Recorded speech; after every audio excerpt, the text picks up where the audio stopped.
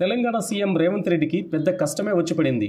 తెలంగాణ ముఖ్యమంత్రిగా బాధ్యతలు స్వీకరించిన తర్వాత తనదైన శైలిలో దూకుడు చూపించాలని ప్రయత్నం చేస్తున్న రేవంత్ రెడ్డికి అడుగడుగున ఆయన పేరు మర్చిపోవడం అసనిపాతంగా మారింది.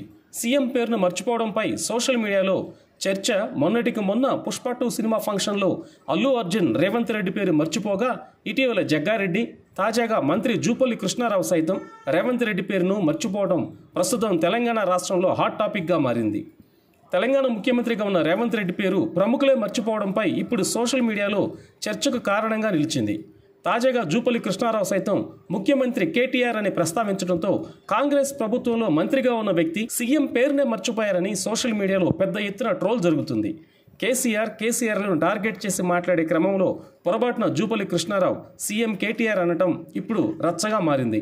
ఓ పక్క ప్రజాక్షేత్రంలో రేవంత్ తన మార్కు పాలనతో దూసుకుపోవాలని ప్రయత్నం చేస్తున్న తరుణంలో సాక్షాత్ రేవంత్ రెడ్డి క్యాబినెట్లో మంత్రులే సీఎం పేరును మర్చిపోవడం రేవంత్కు తలనొప్పిగా మారింది. ఇప్పటికే ప్రతిపక్షాలు రేవంత్ రెడ్డిని గద్దెదించడానికి పలు ప్రయత్నాలు చేస్తున్నాయని, రాహుల్ గాంధీ రేవంత్ రెడ్డిని దగ్గర కూడా రానివ్వటం లేదని పెద్ద ఎత్తున నెగటివ్ ప్రచారం సాగుతున్న వేళ సొంత పార్టీ నాయకుల తీరు రేవంత్ రెడ్డికి ఊహించని షాక్ ఇస్తుంది.